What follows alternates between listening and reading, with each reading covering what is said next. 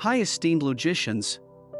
Welcome to the Logical Christ channel. In this video, we will undertake a logical reaction on Ali Dawah and Muhammad Hijab's take on violence in humanity. Sit back and relax, we will be back after this short intro.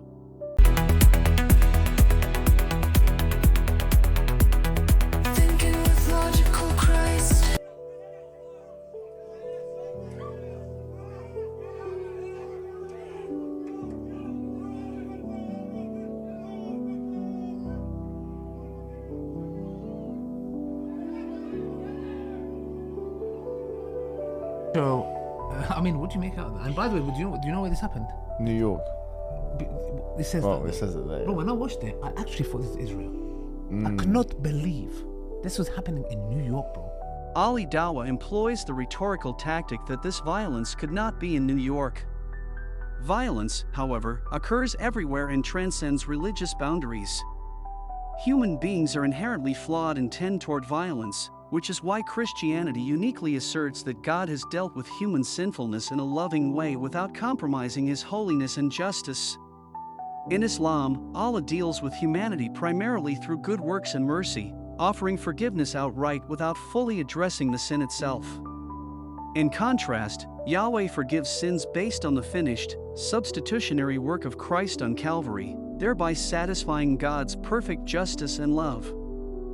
Do you know what is the worst thing about this thing? Is that there was not the fact, okay, you've got a whole group of mob of men, that are just kind of, why would they find that this is an appropriate action, number one, But worse than that, why is there only one police officer? Yes. You know, if it was a Zionist protest, there would be like a whole army of police officers protecting them, let alone one Zionist woman and stuff. Number three, this dispels this idea that these Zionists are peace-loving people and it's the pro-Palestinian people that are creating problems and are violent in protests. We know for a fact, had this been pro-Palestinian protest and this was a Jewish woman, by the way, can you imagine? By the way, I think she's a Jewish woman. Yeah. Apparently she is Jewish herself. But so can you imagine if this was like the roles had been reversed here? Oh my gosh. Ali Dawah and Muhammad Hijab complained about the unfairness of treatment regarding a pro-Palestinian rally compared to a pro-Jewish rally. Their insinuation is that Jews must be inherently more violent than Muslims, leading to unfair treatment by authorities. They deny the fact that this stereotyping is rooted in the long history of violence perpetrated by Muslims in the name of their religion. Indeed, Muslims are instructed to fight those who do not believe in Islam, Quran 9:29. Since the Quran contains this instruction, Muslims, in obeying their scripture, have historically demonstrated a tendency toward violence. Imagine hundreds of Muslim men in their attire, thobe or whatever you want to call it, kicking a bro. It'll be. To be honest, though, I'm surprised because, like, why is it happening in New York? Yeah. I mean, this would never happen in London. No. Let's be honest. No, if we're one kind of person like that and then being pushed like that, it would never happen. Bro, it's which shows. Muhammad Hijab made the dishonest claim that violence of this nature would never happen in London, yet, documented clips show Muslims attacking a Christian in London.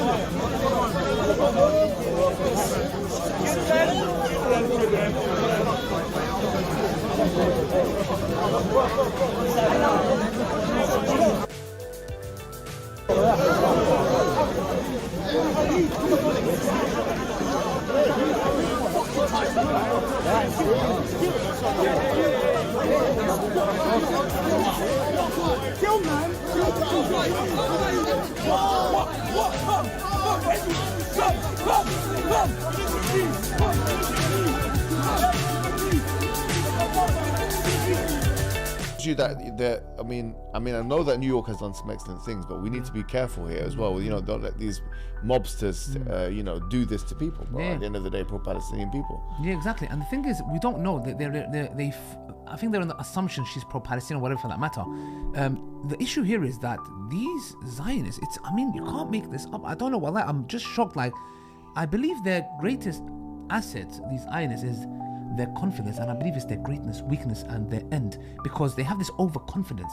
And it's as if, bro, the way they're moving from Israel to here and around the world, they actually think they're untouchable. They actually, and that is a person's greatest downfall, when you think that you are untouchable. But it's not just Ali Dawah asserted that Jewish people were abusive, without acknowledging the general, fallen nature of human beings. They call out the atrocities of Jews while simultaneously undermining how Muslims have committed vastly more violent acts in the name of Allah. Jews, being human, have historically had the tendency to defend themselves due to suffering more violence than other ethnicities. In contrast, Muslims have the scriptural mandate to fight and kill those who do not accept Islam. Furthermore, their prophet, Muhammad, was known as a war leader, and history records countless times he ordered violent acts, notably the massacre of a Jewish tribe, Banu Qurayza. that. I mean, let's look at the facts of the matter, right? Israel is a country with one of the most advanced armies in the Middle East. Yeah. It has some of the most technologically, important instruments that have been created in the last century, whatever. Yeah. And they're struggling with a militant group. Ali and Hijab are deriding Israel for having difficulties dealing with Hamas, denying the fact that Israel could pulverize Gaza in no time. Yet, Israel remains cautious and careful to avoid hitting civilians. Hijab must condemn the evil acts of Hamas by hiding among civilians based on their Islamic ideology. Those Muslims intentionally use innocence as their shields, which is an evil act. I've just been watching, Al Jazeera Arabic, and Al Jazeera Arabic, you see videos of Hamas literally sniping. I don't know if you seen this. Have you seen the one where they've been ambushed, where they went up the stairs and 7 of them start crying? No, but just recent. I'm talking about after all that's happened, and now, even now, I've seen just videos recently. Literally snipers killing them, rocket launcher hitting them, bro. I mean, so you're acting as if you're untouchables, and you are struggling with a militant group which doesn't have any tanks, which doesn't have any drones, and they're operating on the ground. Maybe 1 or 2 drones that they've done. So they're operating on the ground. They don't even have an airport. Okay, and you're struggling. It's been so long. You can't even. You have to negotiate with them. What Hijab elaborated demonstrates how cunning this strand of Islam can be. He implies that Muslims are prepared to kill, even while hiding among civilian houses. Instead of declaring peace, Hijab mocks how Israel struggles with Hamas. The fact remains that both parties have committed terrible acts, yet these Muslims praise how Hamas can retaliate against Israel. They're saying that the numbers of the Hamas members have increased. And to me, it's just like, I don't know I don't know what to make out of it, but the whole world is woken up, and there was one of this, I don't know who it was, he was like, we're losing the war in the media, like on the what did he say, bro? That guy who came up. Yeah, he said we're losing the digital war. He goes, we've got Mark Zuckerberg and this, that. He even made a statement close to the Jews run the media or something along those. He literally said, I was shocked when he said that. He said it was on my and he's saying that we are losing this war, and they are losing it on all grounds. And this behavior is further showing. I mean, I've seen a massive shift in the times. Absolutely, but it also accentuates a stereotype, which is that these guys are cowards. Yeah. They only act like this when they're in groups. Exactly.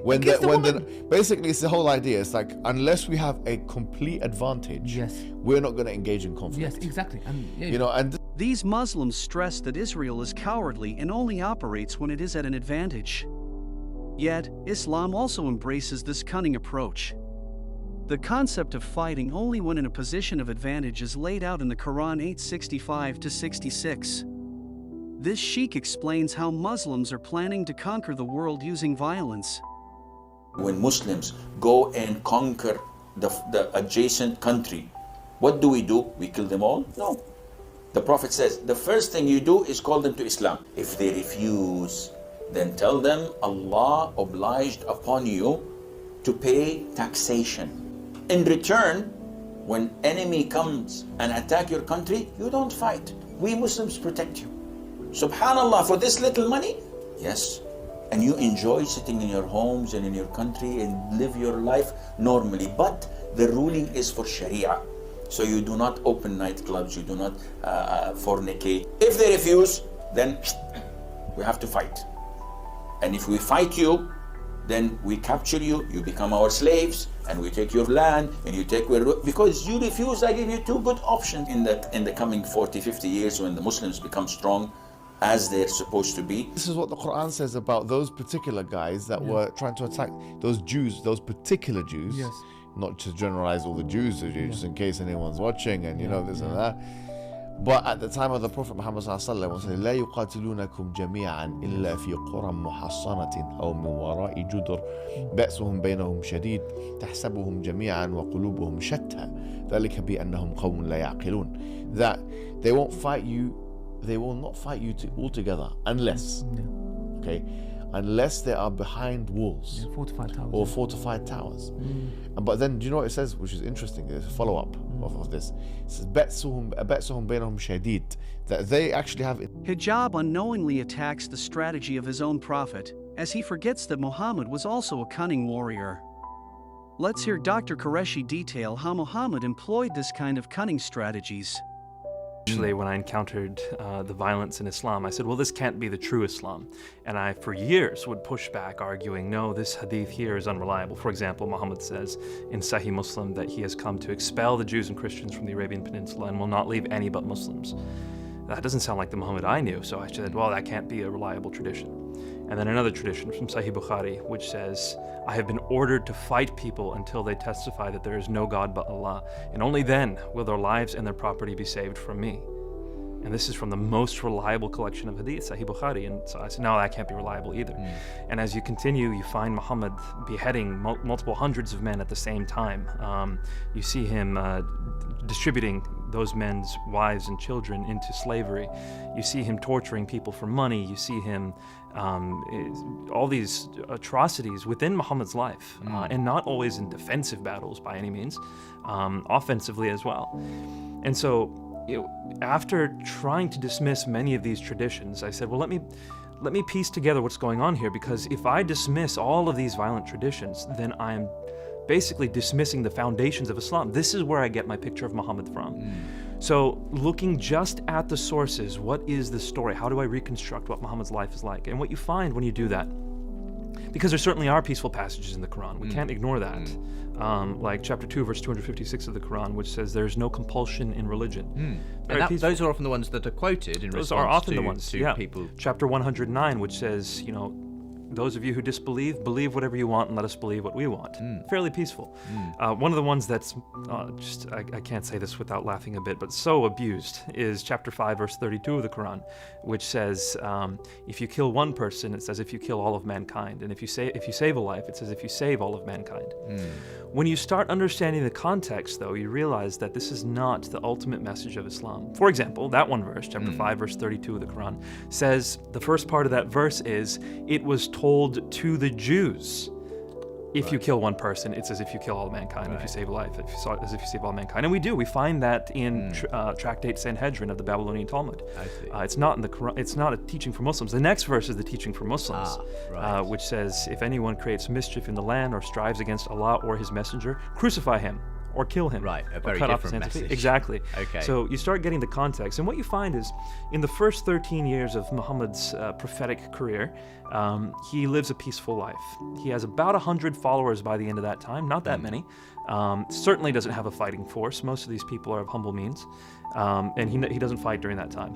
But then he's given rule over a city. An entire city gives him the right to be arbiter. From that moment until his death, approximately 9 to 10 years, he personally participates in or deputizes 86 battles. Right. So that's an average of 9+ battles a year, and they culminate in intensity until the moment he dies. Chapter 9 of the Quran is the last major chapter of the Quran to have been composed, and it is the most expansively violent. This is the one that starts off by saying this is a disavowal of all the treaties we have with polytheists. internal conflict with each other. Yeah. تحسبهم جميعا, that you think that they are all together, that you think that they have one united front. وقلوبهم شتى, actually they are completely disunited. ذلك بأنهم قوم لا يعقلون, they are people that don't understand, they have no understanding. So we're seeing history repeat itself here. Okay, and we're seeing the same kind of animosity presented to the Palestinian people and the Muslim people in general. And we're seeing the same kind of stereotypes being accentuated time and time again. You have a people here that are not willing to engage in conflict with an equal enemy. Yeah. The Jewish experience of persecution is unparalleled in its systemic, ideological, and exterminatory nature. Over 2 millennia without a homeland, they suffered persecution as an existential, unconditional threat. Muslim suffering, conversely, has often been tied to interstate conflict and the rise and fall of political empires. It is ironic that these 2 Muslims chose to play the victims of animosity from history. You can see, I mean, That's all it is. You have to have an advantage, or someone could argue what Israel's fought, the Arab states before and stuff. Yeah, but only with the backing of the United States of America. Yeah, exactly. And those Arab nations fought for nationalism, not for Exactly. Islam. Yeah, exactly. and they deserve it. I'll be honest with you. They deserve, absolutely. If you're going to fight for your Arab superiority, Yeah. they deserve it. When it was Pan-Arabism in the exactly. 50s and 60s. And Exactly. Allah will humiliate you at the end of it. It's true. Yeah, it's like that. And I mean, you've seen it again, guys. And we just want to thank the Zionists again. We could have not done it without you guys. Just be yourselves, and the whole world sees. All you got to do is just be yourself. Be That's yourself. fine. Be yourself. You cowards. Hundreds of men against a woman. A mere. Look at that. Look at her. And then one of them was throwing things at her. Kicking it. She got kicked 2 times. And do you know what's worse? Yeah. None of them are saying, no good man is coming from them and saying, stop this. Yeah, none. Bro, none of them, bro. Like, if this was a pro-Palestinian thing, 100%, and there was a bro. mob of Muslim men doing You're that, mad. there would be at least a group of 100%. others saying, what the hell are you doing? Yeah, exactly. And then there's be a group of other people saying, what you... Yeah, 'cause defending her. we're not saying that this doesn't happen. Yeah. But it's inconceivable. I've never seen this happen, actually, where no one is intervening and no one is... Ali Dawah and Mohammed Hijab lamented that the violence that occurred in New York caused by Jews did not gain global attention. Instead of condemning the violent act itself, they focused on the religious and ethnic background of the perpetrator. The Bible forbids the sword for the kingdom. It demands unconditional love and sacrificial service, making any physical force used to enforce God's rule a total betrayal of Christ's example to love your enemies. Conversely, in the Quran, violence is authorized by the text itself. Let's hear Dr. Michael Brown and Dr. David would discuss how Islam teaches violence. There are questions about the real nature of Islam. Is it violent? When you have terrorists like Osama bin Laden, when you have groups like ISIS and the Taliban, are they aberrant? Are they misusing the Quran? Or are they taking the origins of the growth of Islam under Muhammad and now applying it to other situations today? In your view, is terroristic Islam a genuine expression of Islam at any level, or a perversion of Islam? Well, Muhammad said in Sahih al-Bukhari, I've been made victorious with terror, right? So if you look at what he's talking about, I mean, he's going around, he's robbing the caravans, he's taking captives, they're killing people. So we know what he means by spreading terror. But what you find is that there are all kinds of different Muslims. There are, some of the Muslims I've met are some of the nicest people I've ever met in my life. There are others who are looking for the opportunity to kill someone like you or me. And so the question is, where does this go back to? Well, you can find all of this in Islam, because Islam is based on Muhammad and the revelations he's receiving over the years. And so you can go to passages of the Quran which sound very peaceful. You can go to passages of the Quran which sounds like, yeah, you can fight, but only in self-defense. You go to passages which sound like they're calling for the violent subjugation of the entire world. And so any of these, a peaceful Muslim can point to verses. Right. A violent Muslim can point to verses. What's going on here? Well, we know exactly what's going on here, and this isn't a theory that Christians came up with. This is what you find among Muslim scholars when they try to reconcile this. Islam and jihad proceed in stages. And the pattern you find in the life of Muhammad is that when Muhammad was a persecuted prophet with a few followers, he was told to preach a message of peace and tolerance, because that's what was in the best interest of the Muslim community at the time. If they'd fought, they would have been slaughtered. So he was taught to preach, yes, God is going to judge you, but let's all get along now. And, to you be your religion and to me be my religion. That's Surah 109. That sounds peaceful. Peaceful Muslims will point to that and say, you see, this is what Islam teaches. Well, sorry, that's not the end. Right? So those were the teachings for a while. Muslims weren't supposed to fight, even in self-defense. Later, Muhammad won more followers. He was able to build alliances with other tribes and so on.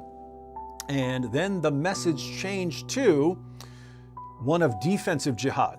If someone's persecuting you or even making fun of you, if they're doing something to you, then you have a right to fight them back. But don't fight people who don't start it somehow.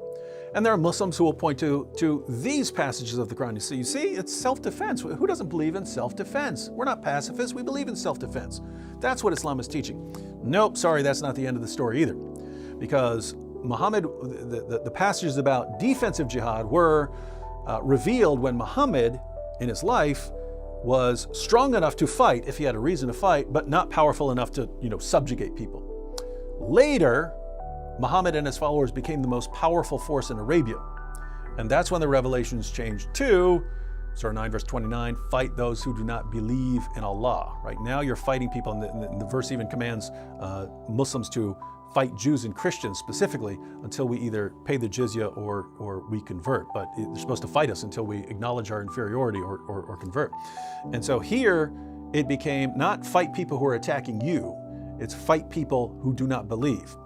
And Muhammad said in tons of hadiths, I've been commanded to fight people until they say there's no God but Allah and I am his prophet. And so he's been commanded to fight people based on what they believe. And so these are the stages that you find in the life of Muhammad.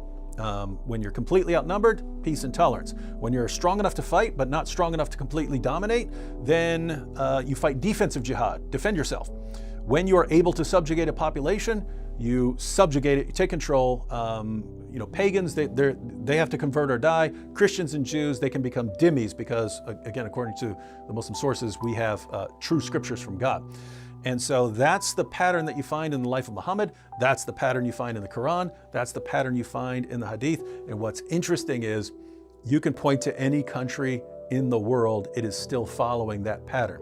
If you go to a country where Muslims dominate the society, guess what? Everyone else is a second-class citizen. If you go to areas like certain areas of Africa, where Muslims might make up 30 or 40% of the population, they're not subjugating everyone, but you can't mess with them or weapons are coming out, right? They will fight defensively. If you go to a place like the United States where Muslims make up around 1% of the population, what's the message of Islam? Peace and tolerance. They're still following the pattern. Why? Because according to Islam, Muhammad is the pattern of conduct, and you see now it's imprinted on the entire world. Like the old saying, in the minority, a lamb; in equality, a fox; in majority, a tiger. I hope you learned from this video. Comment down below for your thoughts on this logical reaction on Ali Dawah and Muhammad Hijab's take on violence and humanity. Until next time. Thinking with Logical Christ.